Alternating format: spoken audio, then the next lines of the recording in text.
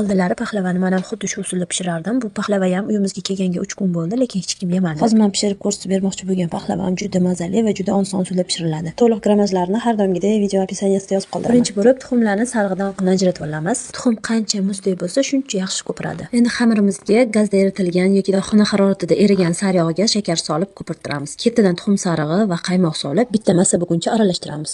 Aytgancha men videoda olayotgan har bitta idishda qolib ketgan masalliqlarni uvol qilmayman. Kadr ortida ularni ham qo'shib boraman. Massamizga un va qabartma qo'shamiz. Qabartma bu razrahlichilar bitta turi. Hamma masalliqlarni solib aralashtirib, yumshoqqina qo'lga yopishmaydigan mayin xamir quramiz. Xamirni ikki zuvlaga bo'lamiz, bittasi sal kattaroq bo'ladi. Xamir tinguncha yong'oqlarimizni maydalab olamiz.